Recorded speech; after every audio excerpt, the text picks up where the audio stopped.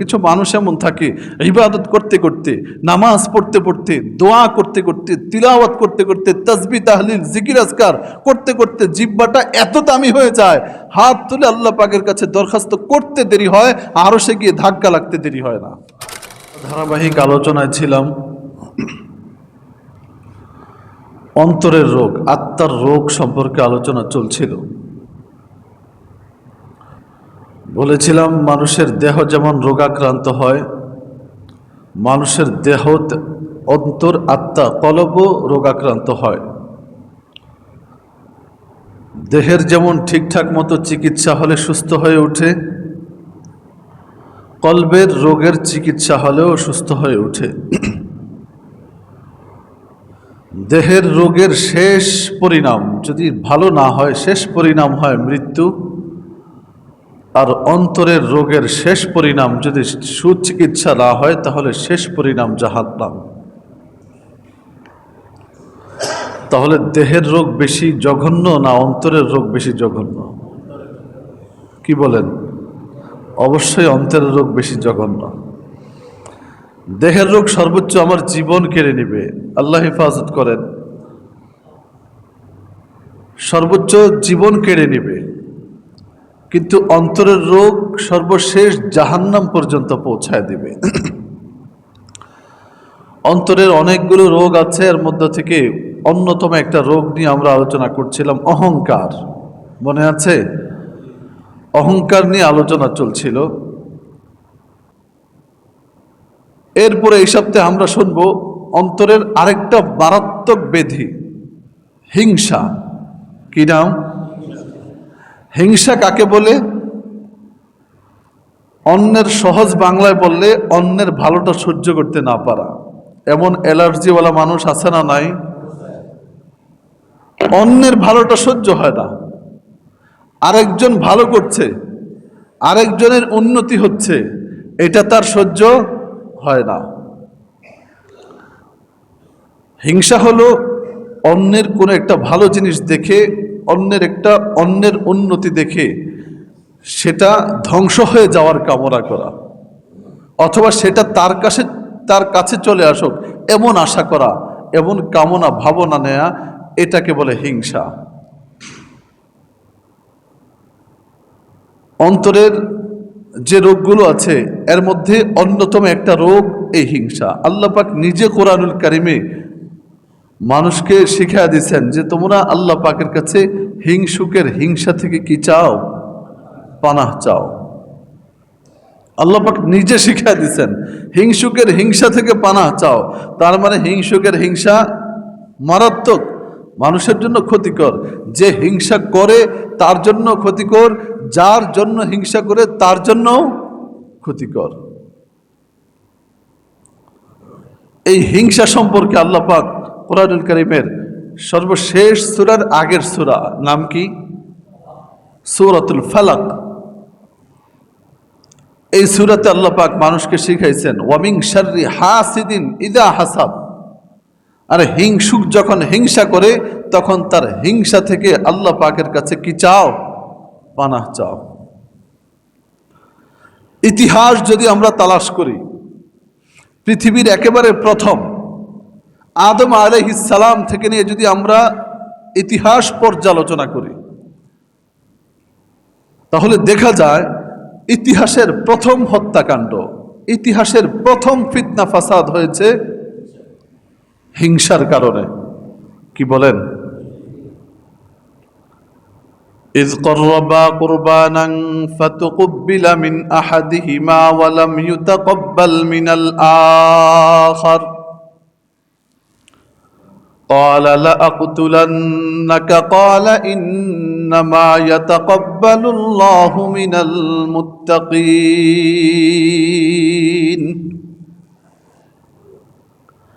আল্লাহ পাক রব্বুল আলামিন বলেন إذ قربا قربانا فتقبل من أحدهما ولم يتقبل من الآخر। আল্লাহ পাক রব্বুল আলামিন আদম আলাইহিস সালামের সন্তানদের কথা বর্ণনা করে বলেন আদম আলাইহিস সালামের দুই সন্তান হাবিল আর কাবিলের কথা বর্ণনা করে বলেন, আমি আল্লাহ তাদেরকে বলেছিলাম তোমরা দুজন কোরবানি করো। ইজ করবা কুরবানান ফাতুকুব্বিলা মিন আহাদিহিমা, দুইজনে কোরবানি করার পরে একজনের কাছ থেকে আল্লাহ পাক কোরবানি কবুল করেছেন, আরেকজনের কাছ থেকে কোরবানি কবুল করেন নাই। এই রাগে যার কোরবানি কবুল করেছেন আর যার কোরবানি কবুল করেন নাই, যারটা কবুল করেন নাই ওর ভিতরে হিংসা জ্বলে উঠছে। ওরটা কেন কবুল হইল? ওরটা কেন কবুল হইল? এই হিংসা। ওয়ালাম ইউতাকাব্বাল মিনাল আখার, আরেকজনের কাছ থেকে কবুল হয় নাই। এই হিংসায় ভাই ভাইয়ের ক্ষেত্রে বলছে ক্বালা লা আকতুলান্নাক, আমি অবশ্যই অবশ্যই তোকে হত্যা করব। নাউজুবিল্লাহ। তাহলে অন্যের ভালো কাজটা কি করতে পারলো না? অন্যের ভালো কাজটা সহ্য করতে পারলো না, অন্যের ভালো কাজটা সে পছন্দ করলো না। এখান থেকেই শুরু হয়েছে একেবারে হিংসা, আর হিংসা শেষ পর্যন্ত কতল পর্যন্ত পৌঁছায় দিছে। হ্যাঁ, এক ভাই আরেক ভাইকে হত্যা করে ফেলেছে, কাবিল হাবিলকে হত্যা করেছে। লম্বা ঘটনা, আমার ঘটনা বলা উদ্দেশ্য নয়। বলতেছিলাম প্রথম ইতিহাসের প্রথম হত্যার ঘটনা কাকে কেন্দ্র করে হয়েছে? হিংসাকে। হিংসার কারণে প্রথম ফিতনা হয়েছে, হিংসার কারণে প্রথম হত্যাকাণ্ড সংঘটিত হয়েছে। যদি আরো আগে যাই,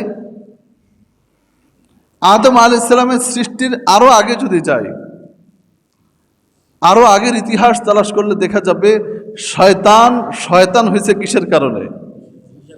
হিংসার কারণে। শয়তান হয়েছে কিসের কারণে? হিংসার কারণে। শয়তান মালউন হয়েছে, লানত প্রাপ্ত হয়েছে, শয়তানের রাজিম হয়েছে শুধুমাত্র হিংসার কারণে। ইকরা কিতাবাক কাফা বিনাফসিকাল ইয়াওমা আলাইকা হাসিবা,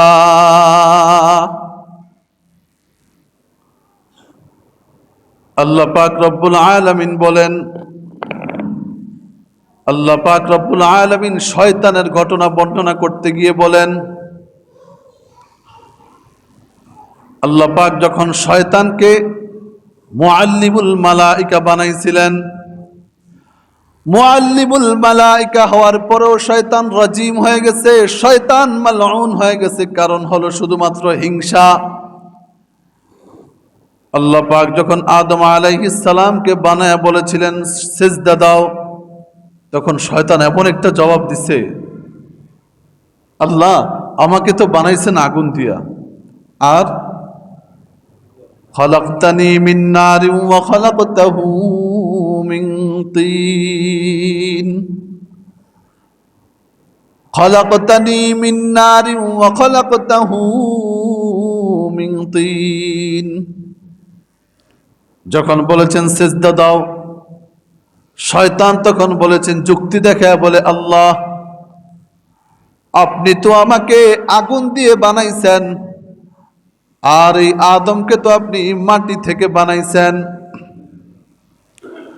আল্লাহর সামনে যুক্তি দাঁড় করে বলে, ও আল্লাহ আগুনের গতি তো সবসময় উপরের দিকে থাকে, মাটির গতি সবসময় নিচের দিকে থাকে, তাহলে আপনি আমাকে আগুন দিয়ে বানায়া কেন মাটির তৈরি মানুষকে সেজদা দিতে বলছেন?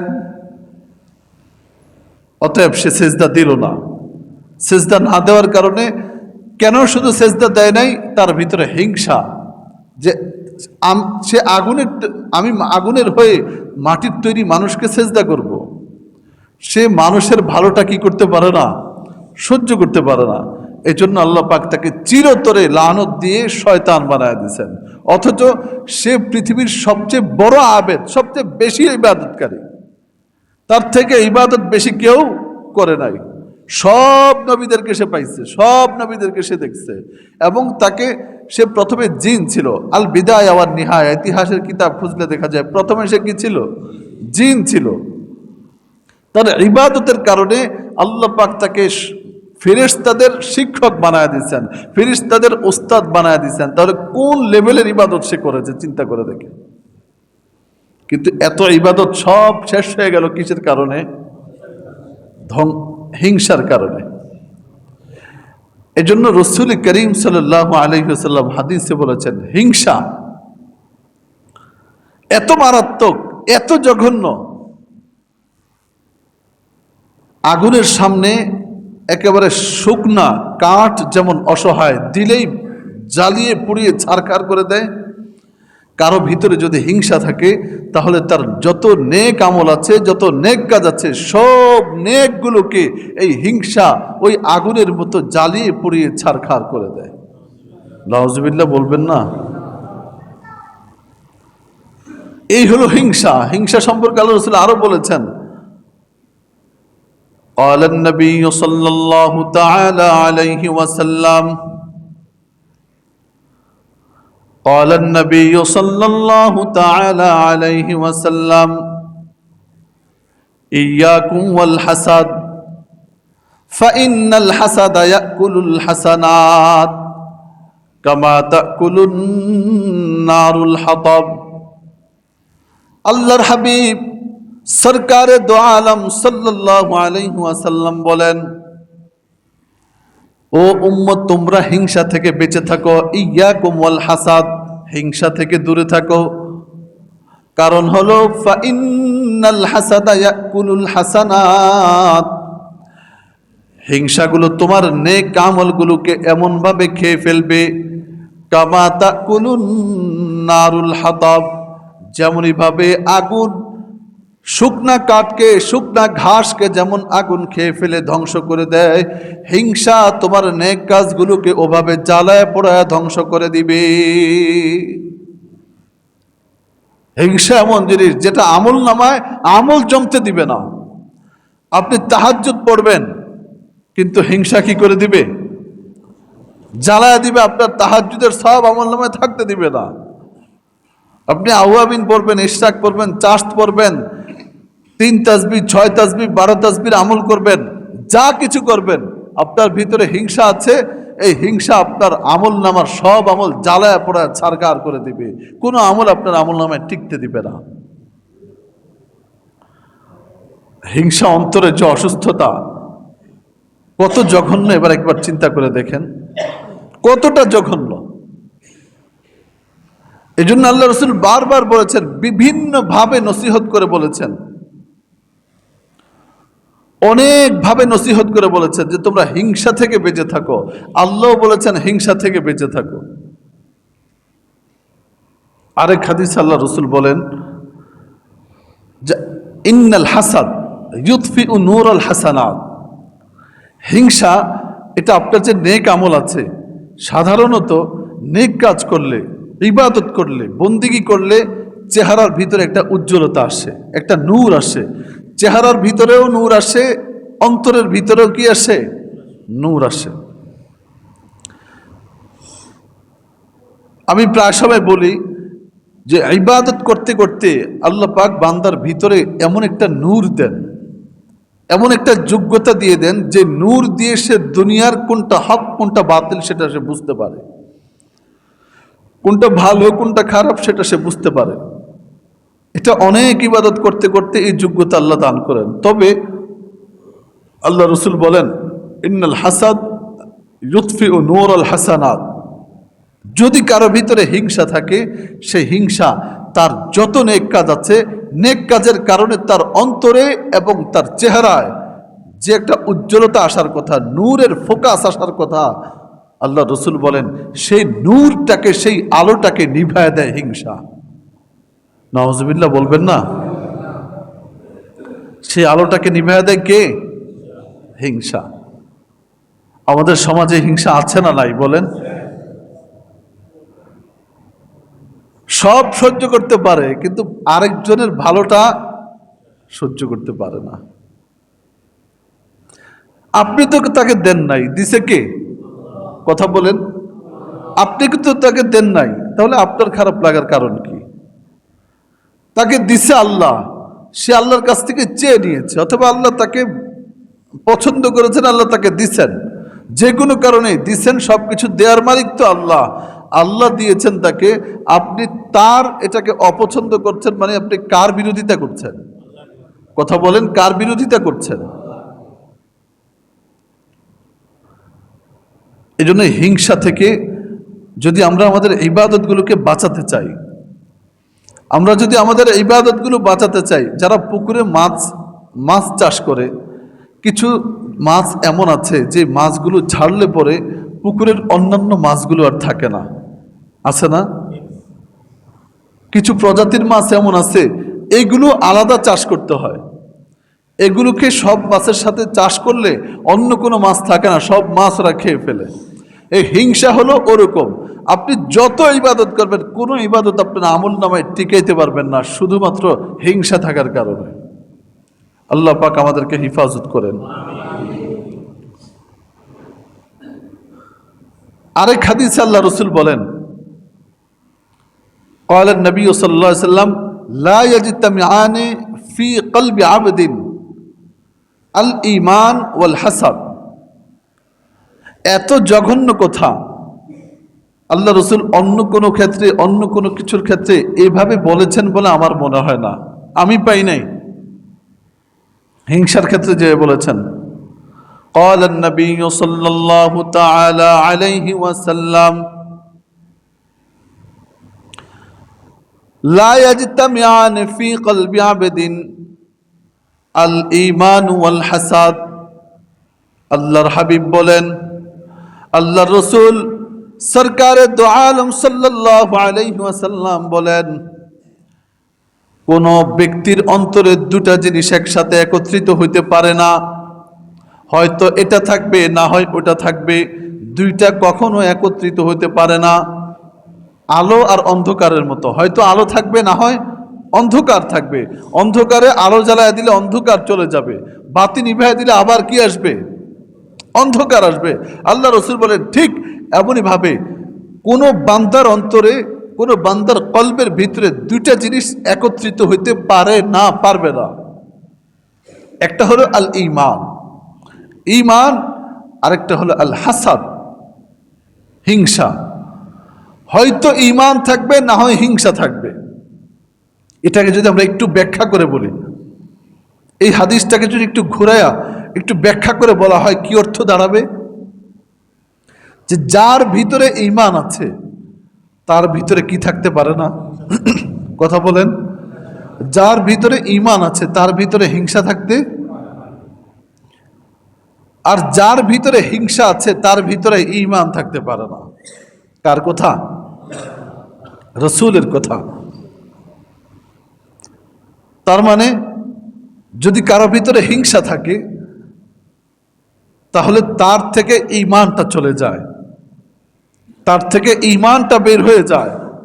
কারণ দুইটা তো একসাথে থাকতে পারবে না। সে সুরতে মুসলমান হয়ে যায়, সে বাপদাদার সূত্রে মুসলমানই থেকে যায়, নিজেও পরিচয় দেয় আমি মুসলমান, সে নামাজও পড়ে, সব কিছু করে, রোজাও রাখে, হজও করে, যাকাতও দেয়, সব কিছু করে। কিন্তু রাসূলের হাদিস বলে তুমি সব করতে পারো, কিন্তু তোমার হিংসার কারণে তুমি ঈমান থেকে, মুসলমান থেকে খারিজ হয়ে গেছে। মারাত্মক না? এত যে মারাত্মক যে আমার নেক কাজে টিকাইতে পারবো না হিংসার কারণে। এই এমন একটা জঘন্য গুনাহের ব্যাপারে আমরা কয়দিন সচেতন হয়েছি? নিজেকে কখনো কি একটু নিজের ভিতরটা যাচাই করে দেখেছি? দেখি তো আমার ভিতরে হিংসা আছে কিনা, দেখি তো আমার ভিতরে অহংকার আছে কিনা, দেখি তো আমার ভিতরে রিয়া, অন্তরের অন্যান্য যে রোগগুলো আছে সেগুলো আমার ভিতরে আছে কিনা। কখনো তো আমরা ভেবেও দেখি নাই। এই জন্য আমি প্রায় সময় বলি যে আমরা মনে করি ইসলাম বললেই আমাদের মাথায় চলে আসে নামাজ, রোজা, হজ, দাড়ি, টুপি, পাঞ্জাবি, তাসবি, এগুলো আমাদের ভিতরে চলে আসে। এছাড়া যে শুধু এগুলোর নাম তো ইসলাম না, এগুলো ইসলামের অংশ বটে, তবে শুধু এগুলোর নাম কি নয়। ইসলাম শুধু এখানে সীমাবদ্ধ নয়, বরং ইসলাম তো একটা পূর্ণাঙ্গ জীবন ব্যবস্থা, যেখানে আপনি সব লাইনের, সব দিকের সমাধান পাওয়া যাবে। তো বলছিলাম অন্তরের চিকিৎসাগুলো ইসলাম দিয়েছে কিনা। বলেন, কথা বলেন, অন্তরের এই চিকিৎসাগুলো ইসলাম দিয়েছে কিনা? কিন্তু আমরা এই চিকিৎসাগুলো নেই নাই, প্রেসক্রিপশন করে দিয়েছে বহু আগে, ১৫০০ বছর আগে, কিন্তু কখনো সেই প্রেসক্রিপশন খুলেও দেখি নাই, কারো কাছে জানারও চেষ্টা করি নাই, কারো কাছে জানার জন্য যাইও নাই। অথচ এই সমস্ত একটা রোগে যদি আমি আক্রান্ত হই, অহংকার যদি থাকে, সারা জীবনের ইবাদত আমার জান্নাতে নিতে পারবে না। হিংসা যদি আমার ভিতরে থাকে, তাহলে আমার যত ইবাদত আমি করে ফেলি, জমানার শ্রেষ্ঠ আবেদ হওয়ার পরেও সবচেয়ে বেশি ইবাদত নিয়েও শয়তান যখন হিংসার কারণে শয়তান হয়ে গেছে, তাহলে আমি হিংসা নিয়ে জান্নাতে যেতে পারবো? আল্লাহ হিফাজত করেন, আল্লাহ হিফাজত করেন।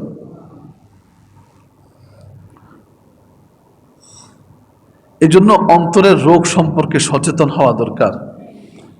আমি আপনাদেরকে অন্তরের রোগের চিকিৎসা দিতে পারবো না, তবে সচেতন করতে পারবো। আমি আপনাদেরকে বিষয়গুলো সম্পর্কে আইডিয়া দিতে পারবো, জানাইতে পারবো, তথ্যগুলো আপনাদের সামনে উপস্থাপন করতে পারবো। কিন্তু আপনার ব্যাপারটা আপনাকে সিদ্ধান্ত নিতে হবে, আপনারটা আপনিই ভালো জানেন। আর এই যুগে এমন মানুষ খুব কম আছে যারা অন্তরের রোগে আক্রান্ত নয়, কিন্তু সবাই নিজেকে সাধু মনে করে, ঠিক কিনা বলেন? সবাই নিজেকে দরবেশ মনে করে, সবাই নিজেকে সবচেয়ে ভালো মনে করে। এটাই তো আরেকটা দোষ। নিজের দোষ চোখে পড়ে না, খালি সারাদিন আরেকজনের দোষ, খালি সারাদিন মনে হয় যেন উনি ফেরেশতা, বাকি সব মানুষ। আছে না নাই এমন মানুষ? অন্যের দোষ খোঁজার আগে নিজের দোষ দেখা দরকার, অন্যের দোষ খোঁজার আগে নিজের দোষ খোঁজা দরকার। আমি আপনাদেরকে আরো কয়েকবার মনে হয় একজন বাদশার ঘটনা শোনাইছিলাম। ভারতবর্ষের ইতিহাসে একজন বাদশা ছিলেন, যার নাম ছিল বাদশাহ জফর। উনি সারা জীবন বিচার কার্য পরিচালনা করেছেন, সারা জীবন মানুষের বিচার করেছেন, সারা জীবন শাসন করেছেন। বয়স যখন হয়ে গেছে, রিটায়ার্ডের বয়স যখন হয়ে গেছে, তখন ওনার যেই বাসভবন ছিল সেখান থেকে ওনাকে বাড়িতে পাঠায় দিছে। যখন উনি শাসন কাজ থেকে, বিচার কার্য থেকে যখন আলাদা হয়েছেন, যখন বাড়িতে গেছেন, কয়েকদিন যাওয়ার পরে ওনার ভিতরে এই অনুভূতি জন্মাইল যে আরে সারাটা জীবন তো শুধু আরেকজনের দোষের বিচার করলাম, ঠিক না? সারা জীবন আরেকজনের দোষের বিচার করলাম, সারা জীবন শুধু মানুষের দোষ আমি শুনেছি আর আমি তাদের দোষের বিচার করলাম। এখন যখন অন্যের দোষ দেখা আমি বন্ধ করে দিলাম, বন্ধ করি নাই, বরং অন্যের দোষ আমার সামনে উপস্থাপন হওয়া যখন বন্ধ হয়ে গেল, অন্যের দোষ দেখা আমি বন্ধ করে দিলাম, এখন দেখি আমার পুরা জীবনে ভুলে ভরা। এতদিন যখন অন্যের দোষ নিয়ে আমি ব্যস্ত ছিলাম, তখন আমার দোষ, আমার ত্রুটিগুলো আমার চোখে পড়ে নাই। এখন যখন অন্যের দোষ দেখা, বয়সের কারণে হোক, যেভাবেই হোক, যখন আমি বন্ধ করে দিয়েছি, অন্যের দোষ আমার সামনে আসে না। এখন দেখি আমার দোষে ভরা, আমার সারা জীবন ছিল দোষে ভরা। তখন তিনি আফসোস করে তওবা করেছিলেন, আল্লাহ, আমার বহু আগে নিজের দোষ সম্পর্কে সচেতন হওয়া দরকার ছিল, আমার বহু আগে এই সমস্ত অন্যের দোষের বিচার করা বাদ দিয়ে নিজের দোষ সম্পর্কে সচেতন হয়ে সেখান থেকে সংশোধন হওয়া দরকার ছিল। গুড লাক তার জন্য, তার সৌভাগ্য যে একটা সময় সে বুঝতে পেরেছে। কিন্তু হাজারো মানুষ আছে, লাখো মানুষ আছে, কোটি মানুষ এমন থাকবে যারা ইন্তেকাল করে ফেলেছে, কিন্তু আত্মার অন্তরের এই সমস্ত রোগ সম্পর্কে সে সচেতন হয় নাই, জানেও নাই, এই রোগ নিয়ে ইন্তেকাল করেছে। আছে না নাই? থাকতে পারে কিনা বলেন? অথচ কতটা জঘন্য। জ্বর উঠছে, একদিন নাপা খাই, 2 দিন নাপা খাই, 3 দিনের দিন নাপা খেয়ে কাজ না হলে কই যাই? কথা বলেন, কই যাই? ডাক্তারের কাছে যাই। প্রথমে যাই গ্রামের ডাক্তারের কাছে, যদি ভালো না হয় আরো 2 দিন দেখে যদি ভালো না হয়, তখন কই যায়? শহরের ডাক্তারের কাছে যায়। যখন দেশেও ভালো না হয়, তখন কই যায়? দেশ ছেড়ে বিদেশে পর্যন্ত শারীরিক সুস্থতার জন্য মানুষ দৌড়ায়, কিন্তু অন্তরের অসুস্থতার জন্য, অন্তরের অসুস্থতার জন্য অন্তত দূরে যাওয়া তো দূরের কথা, কাছের একজন মানুষের কাছে গিয়েও সে নিজের ইসলাহের জন্য ফিকির করে না।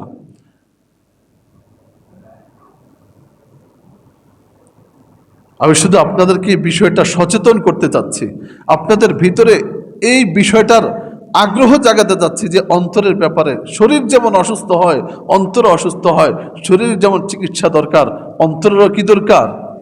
চিকিৎসা দরকার। শরীর যদি অসুস্থ হয় সর্বশেষ হয়তো জীবন যেতে পারে, কিন্তু অন্তরের অসুস্থতা সর্বশেষ আপনাকে জাহান্নাম পর্যন্ত পৌঁছায় দেবে।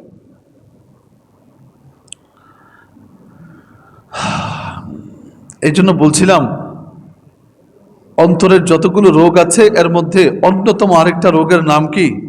হিংসা। আল্লাহ রসুল আরেক হাদিসে বলেন, قال النبي صلى الله تعالى عليه وسلم لا تقاطعوا ولا تدابروا ولا تباغضوا ولا تحاسدوا وكونوا عباد الله إخوانا। আল্লাহর হাবিব বলেন, লা তাকাতাউ, তোমরা পরস্পরের সম্পর্ক বিচ্ছিন্ন করো না, আত্মীয়তার সম্পর্ক তোমরা ছিন্ন করো না। ওয়ালা তাবাগাদু, একজন আরেকজনের পিছনে লেগে থেকো না। ওয়ালা তাহাসাদু, এবং তোমরা একে অন্যের প্রতি হিংসা রেখো না, বিদ্বেষ রেখো না। ওয়াকুনু ইবাদাল্লাহি ইখওয়ানা, তোমরা পরস্পর ভাই ভাই হয়ে দুনিয়াতে বেঁচে থাকো। কে বলেন?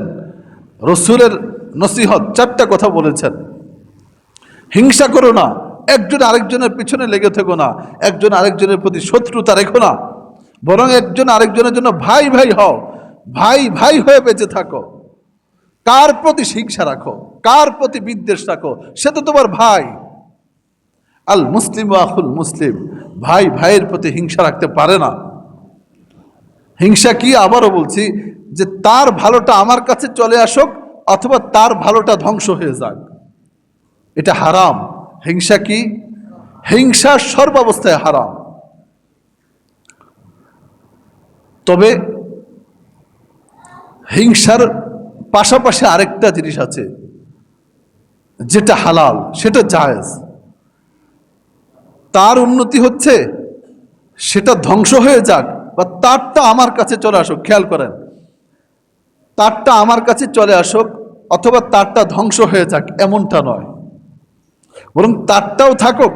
আমি আল্লাহ পাকের কাছে চেয়ে আল্লাহ তার মতো আমারেও দান করেন।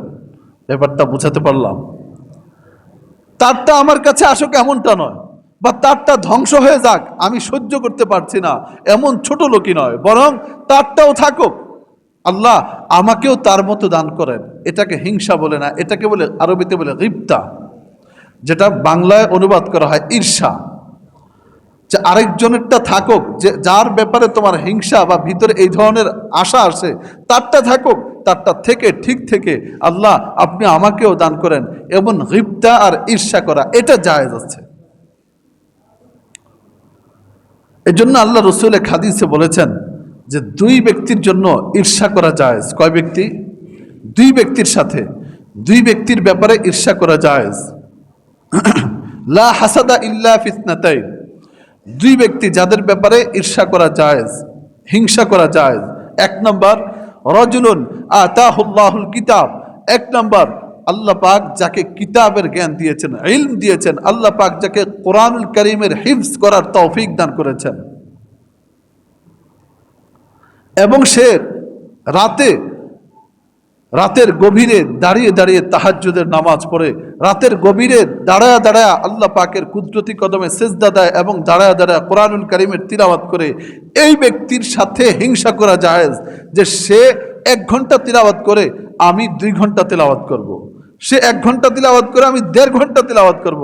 সে 2 রাকাত নামাজ পড়ে, আমি 4 রাকাত নামাজ পড়ব। এমন হিংসা পাওয়া যায়? কথা বলেন, এমন হিংসা পাওয়া যায়?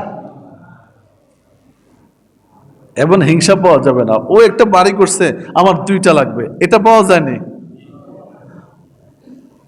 ওর বন্দর বাড়ি আছে, আমার নারায়ণগঞ্জ শহরে বাড়ি লাগবে, এটা পাওয়া যায়। এই প্রতিযোগিতা আছে। অথচ রসুল শিখাচ্ছেন কি?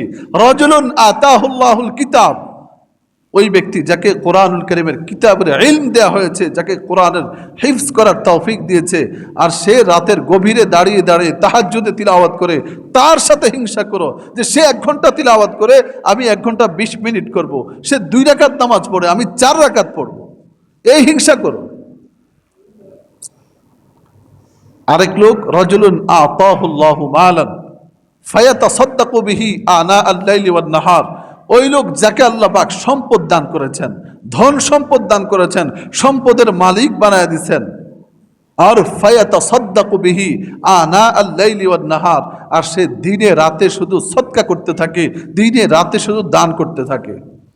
সে 10 টাকা দান করেছে, আমি 20 টাকা দান করি। সে 100 টাকা দিয়েছে, আমি 1000 টাকা দেই। এই প্রতিযোগিতা করা, এই হিংসা করা যে সে এত 50,000 দিতে পারলো, তাহলে আমি 1 লাখ দেই। এই হিংসা করা কি আছে? জায়েজ আছে, শুধু জায়েজ নয়, এই হিংসা পছন্দনীয় এবং প্রশংসনীয়। কিন্তু এই হিংসা কি আছে? এই হিংসা পাওয়া যায়নি, এই হিংসা পাওয়া যায় না, এই ঈর্ষা পাওয়া যায় না। নেক কাজের ক্ষেত্রে আল্লাহ পাক কোরআনুল কারীমে বলেছেন, ওয়াসারিউ ইলাল জান্নাতি ওয়াল মাগফিরাতি বিইذনি, তোমরা প্রতিযোগিতা করো, তোমরা দৌড়ঝাঁপ করো, প্রতিযোগিতা করো নেক কাজের দিকে, মাগফিরাতের দিকে, ক্ষমার দিকে। নেক কাজকে কার থেকে বেশি করতে পারবা, সেই প্রতিযোগিতা করো। আর এই হাদিস থেকে আরো স্পষ্ট বুঝে আসে যে এই 2 ব্যক্তির সাথে হিংসা করা জায়েজ, এছাড়া অন্য কোনো ব্যাপারে হিংসা করা জায়েজ নাই। হারাম, স্পষ্টত হারাম, পরিষ্কার হারাম, কোনো ব্যাপারে না। আল্লাহ পাক আমাদেরকে হেফাজত করেন। আল্লাহ পাক আমাদেরকে অন্তরের এই সমস্ত মারাত্মক ব্যাধিগুলো থেকে হেফাজত করেন। এই হিংসা থেকে বাঁচার জন্য নিজের ভিতরটাকে স্বচ্ছ বানাতে হবে। আরেকজনের উপকার হচ্ছে, আরেকজন বড় হচ্ছে, তাতে আমার কি? তাকে তো আমি দেই না, সে তো আমারটা নিয়ে বড় লোক হয় না, সে তো আমারটা নিয়ে তার উন্নতি হয় না, তাকে দিচ্ছেন কে? আল্লাহ। আল্লাহ যদি দিয়ে থাকেন, আল্লাহর ধনভাণ্ডার থেকে দিয়েছেন, তোমার ধনভাণ্ডার থেকে তো দেন নাই। তাহলে আপনি তার সাথে হিংসা করছেন, মানে আল্লাহ পাকের সিদ্ধান্তের বিপরীতে, আল্লাহ পাক যা চান আপনি সেটার বিপরীতটা চাচ্ছেন, ঠিক না? আমি আপনাদেরকে এক বুজুর্গের ঘটনা শুনিয়েছিলাম, ভারতবর্ষের শাহে দৌলা, বড় বুজুর্গ মানুষ ছিলেন। এই কথা বলে কে? এই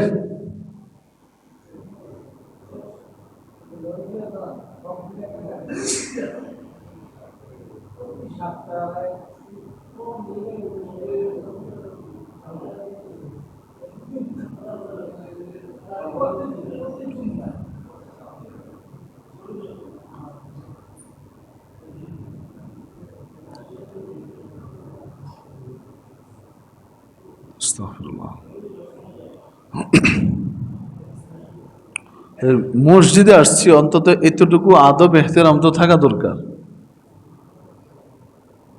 মসজিদে এসে যদি মসজিদের আদব রক্ষা করতে না পারি, তাহলে তো ওই ব্যক্তির মতো হবে, দিতে গেছি বেল পোড়া, লাগে গেছে কপাল পোড়া। আসছি ইবাদত করতে, গুনাহ হবে। তো আমার এই উপস্থিতি থেকে অনুপস্থিতি ভালো।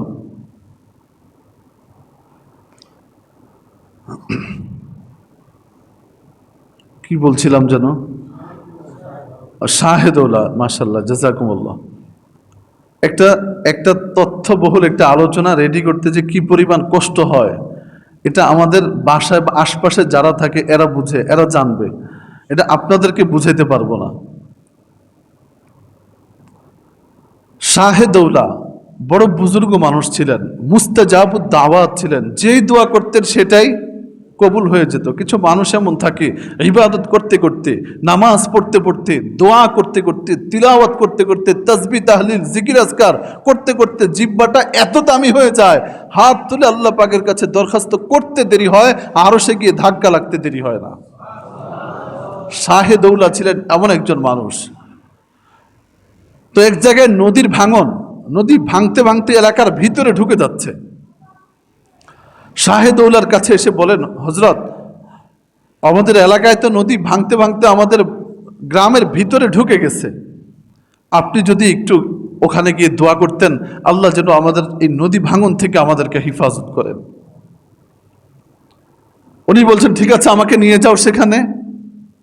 ওনাকে নিয়ে গেছেন, যেখানে নদী ভাঙতেছে ওখানে ওনাকে নিয়ে গেছেন। উনি বলছেন একটা কোদাল নিয়ে আসো। কোদাল নিয়ে আসছে, যেদিকে মাটি ভেঙে পড়ে যাচ্ছে, ধরেন এদিকে পড়ছে, উনি এখানে দাঁড়াইছেন ওদিকে পিচ দিয়ে, আর কোদাল মেরে মেরে মাটি ওদিকে ফেলে বলছেন, যেদের মাওলা ওদের শাহে দৌলা। আল্লাহ যেদিকে আমার মাওলা শাহে দৌলাও সেদিকে। আল্লাহ যা চান শাহে দৌলা তার বিপরীতটা চাইতে পারে না। আল্লাহ যা চান শাহে দৌলা তাই চায়। আল্লাহ চাচ্ছেন, আল্লাহ পাক চান যে এই নদী ভেঙে নিচে পড়ে যাক। আর আমি শাহে দৌলা কিভাবে আল্লাহ পাকের মর্জির বিপরীতে গিয়ে দোয়া করতে পারি, আল্লাহ নদী ভাঙন আপনি বন্ধ করে দেন। অতএব আমি এটা করতে পারবো না, বরং আল্লাহ পাকের কাজের সমর্থন দিয়ে নদী ভাঙার কাজে সহায়তা করে আমি 2 কোদাল মাটি আরো নদীতে ফেলতে পারি। সুবহানাল্লাহ। চিন্তা ভাবনা কত উন্নত, খেয়াল করছেন? চিন্তা ভাবনা কত উন্নত যে আল্লাহর কাছে আমি কেমনে দোয়া করি যে আল্লাহ নদী ভাঙন বন্ধ করে দেন। আল্লাহ চান, আল্লাহ চাচ্ছেন বলেই তো নদী ভেঙে যাচ্ছে। আমি কেমনে আল্লাহ পাকের চাহিদার বিপক্ষে গিয়ে, বিরুদ্ধে গিয়ে দোয়া করি? তাহলে আল্লাহ পাকের চাহিদার বিপক্ষে, আল্লাহ পাক যা চাচ্ছেন সেটার বিপক্ষে দোয়া করলে কি হয়, সেটার বিপক্ষে চাইলে কি হয়? আপনারা ইতিহাসের কিতাবে মুসা আলাইহিস সালামের যুগের এমনই একজন মানুষ ছিলেন, সেও মুস্তাজাবুদ দাওয়াত ছিলেন, দোয়া করলেই কবুল হয়ে যেত।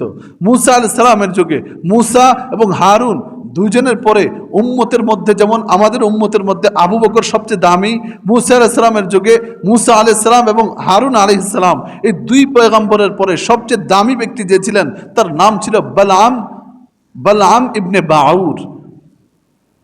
তিনিও মুস্তাজাবুদ দাওয়াত ছিলেন, শাহে দৌলার মতো, দোয়া করতেন আর কবুল হয়ে যেত। মুসা আলাইহিস সালামের উম্মত বনি ইসরাইল যারা মুসা আলাইহিস সালামকে মানে নাই, সারা জীবন শান্তিও দেয় নাই, ঘাটতেরার দল ছিল। এক যুদ্ধের ডাক দিয়েছেন মুসা আলাইহিস সালাম, যুদ্ধের ঘোষণা দিয়েছেন। বনি ইসরাইল যারা মুসা আলাইহিস সালামের বিপক্ষে ছিলেন তারা বালআম ইবনে বাউরের কাছে গিয়ে, তারাও জানে মুসা হক, তারাও জানে মুসা আল্লাহ পাকের পক্ষ থেকে প্রেরিত নবী, কিন্তু তারপরও ঘাটতেরামি, জানে মুসা আলাইহিস সালামের সাথে তারা পারবে না। এই জন্য তারা বালআম ইবনে বাউরকে গিয়ে বলেছে, আপনি মুসা আলাইহিস সালামের বিপক্ষে আমাদের জন্য দোয়া করেন। মুসা যেন যুদ্ধে হেরে যায়, আমরা যেন যুদ্ধে জিতে যাই। তিনি রাজি হন নাই। শেষ পর্যন্ত বালআম ইবনে, লম্বা ঘটনা, ওনার স্ত্রীর মাধ্যমে, অনেক হাদিয়া তোফার মাধ্যমে, স্ত্রীর মাধ্যমে ফুসলায় ফাসলায় যেভাবে হোক রাজি করায় ফেলছেন। উনি মুসা আলাইহিস সালামের বিরুদ্ধে বদদোয়া দেওয়ার জন্য ওটে চড়ে রওনা করছিলেন পাহাড়ের দিকে, বারবার ওট নিচের দিকে বসে যাচ্ছে, তিনি তারপরেও চেষ্টা করছেন যাওয়ার জন্য। ওট যখন সেখানে পৌঁছছে না, যেখানে তিনি গিয়েছেন সেখানেই দোয়া করা শুরু করেছেন। আল্লাহ দোয়া করতে চান একটা, দোয়া বের হয়ে যায় আরেকটা। দোয়া করতে চান মুসার বিপক্ষে, দোয়া চলে আসে মুসার পক্ষে। দোয়া করতে চান বনি ইসরায়েলের বিপক্ষে, দোয়া চলে আসে বনি ইসরায়েলের বিপক্ষে। শেষ পর্যন্ত তারপরেও বারবার যখন চেষ্টা করছিলেন, আল্লাহ পাক যথেষ্ট সুযোগ দেওয়ার পরে শেষ পর্যন্ত তার জিহ্বাটা, আল্লাহ পাক তাকে দুনিয়াতেই শাস্তি দিয়েছে, তার জিহ্বা একেবারে জমিন পর্যন্ত বের হয়ে গেছে। নাউজুবিল্লাহ। কেন? আল্লাহ পাকের চাহিদার বিপক্ষে চাওয়ার কারণে, আল্লাহ পাকের চাহিদার বিপক্ষে, বিরুদ্ধে অবস্থান নেয়ার কারণে। তো সেটা যেমন আল্লাহ পাকের চাহিদার বিপক্ষে, বিরুদ্ধে অবস্থান, আপনার হিংসাটাকে যদি একটু ব্যাখ্যা করে দেখেন তাহলে সেটাও তো আল্লাহ পাকের চাহিদার বিপক্ষে, বিরুদ্ধে অবস্থান। ঠিক কিনা বলেন? যে আল্লাহ চান তার উন্নতি, আপনি চান তার অবনতি। আল্লাহ চান সে সম্পদের মালিক হোক, আল্লাহ চান সে ইলমের মালিক হোক, আল্লাহ চান সে সম্মানিত হোক, আপনি চান সে অসম্মান হোক, আপনি চান সে তার উন্নতি না হোক। তাহলে এটা আল্লাহ পাকের সিদ্ধান্তের, আল্লাহ পাকের ইচ্ছার বিরুদ্ধে না। এই জন্য হতেও তো পারে আপনার হিংসার মাত্রা যদি বেড়ে যায়, বারবার আল্লাহ পাকের ইচ্ছার বিপক্ষে, বিরুদ্ধে আপনার অবস্থান, আল্লাহ পাক আপনাকে, আল্লাহ হিফাজত করেন, বালআম ইবনে বাউরের মতো শাস্তি দুনিয়াতেও তো দিয়ে দিতে পারেন। আল্লাহ পাক হিফাজত করেন। এই জন্য এই হিংসা থেকে বেঁচে থাকার জন্য আল্লাহ পাকের কাছে দোয়া করা ছাড়া কোনো বিকল্প নাই, এবং যথেষ্ট সচেষ্ট থাকতে হবে এবং সতর্ক থাকতে হবে। আমার ভিতরে যেন, আমার অন্তরটা যেন এই সমস্ত মারাত্মক ব্যাধি দ্বারা আক্রান্ত হয়ে না যায়। অহংকারের মতো মারাত্মক ব্যাধি যেন আমাকে আক্রান্ত করতে না পারে, হিংসার মতো মারাত্মক ব্যাধি যেন আমার অন্তরে আশ্রয় নিতে না পারে। এই জন্য আল্লাহ পাকের কাছে দোয়া করা দরকার। দোয়া করবো তো ইনশাআল্লাহ। আল্লাহ পাক নিজেও তো দোয়া শিখিয়েছেন, ওয়ামিন শাররি হাসিদিন ইযা হাসাদ। নামাজের ভিতরে আমরা অনেক সময় পড়ে থাকি, এই সূরা অনেক গুরুত্বপূর্ণ। এই জন্য সকাল সন্ধ্যা বুখারী শরীফের বর্ণনা, সকাল সন্ধ্যা কেউ যদি একবার সূরাতুল ইখলাস, কুল হুয়াল্লাহ, কুল আউযু বিরাব্বিল ফালাক, কুল আউযু বিরাব্বিন নাস, এই 3 সূরা, অন্য হাদিসে আছে 4 সূরা, 4 কুল, কুল ইয়া আইয়ুহাল কাফিরুন, কুল হুয়াল্লাহ, কুল আউযু বিরাব্বিল ফালাক, নাস। সকাল সন্ধ্যা যদি কেউ এই 4 সূরা অথবা 3 সূরা, 2 রকমের হাদিসে আছে, আবার কোন হাদিসে 2 সূরার কথাও আছে, সূরা ফালাক আর নাস, যদি কেউ 3টার যে কোনো একটার উপর আমল করে, চাইলে 4টা পড়তে পারে, চাইলে 3টা পড়তে পারে, চাইলে শেষ 2টা ফালাক নাস পড়তে পারে, এই 3টার যে কোনো একটা হাদিসের উপর যদি কেউ আমল করে, রসুল করিম সাল্লাল্লাহু আলাইহি ওয়াসাল্লামের অনেকগুলো হাদিস এমন আছে, একটা হাদিস শোনাচ্ছে, রসুল করিম সাল্লাল্লাহু আলাইহি ওয়াসাল্লাম বলেন, দুনিয়াবি যত ধরনের অনিষ্টতা থাকতে পারে, হিংসুকের হিংসা, এরপরে ষড়যন্ত্রকারী ষড়যন্ত্র, এমন এবং জাদুকরের জাদু, আমরা কত ধরনের সমস্যায় থাকি না, বদনজর, এই সমস্ত সমস্যা থেকে, এবং জিন ভূত, এই সমস্ত প্রেতনি, এগুলোর সমস্যা থেকে আল্লাহ পাক এই 3 সূরা, 4 সূরা অথবা 2 সূরার ওসিলে আল্লাহ পাক কি করবেন? হেফাজত করবেন। আল্লাহ পাক আমাদেরকে তৌফিক দান করেন। আল্লাহ পাক আমাদেরকে অহংকার এবং হিংসা এবং অন্তরের যত ধরনের অসুস্থতা আছে, রোগ আছে, সব ধরনের অসুস্থতা মুক্ত একটা স্বচ্ছ হৃদয় নিয়ে আল্লাহ পাকের কাছে যাওয়ার তৌফিক দান করেন। যে কথাগুলো বলা হলো, চেষ্টা করা হয়েছে সহি কথা বলার, এরপরেও যদি ভুল হয়ে থাকে আল্লাহ যেন ক্ষমা করেন। সহি কথাগুলোর উপর আল্লাহ পাক আমাকে আপনাদেরকে আমল করার তৌফিক দান করেন। ওয়া আখিরু দাওয়ানা আলহামদুলিল্লাহি রাব্বিল আলামিন।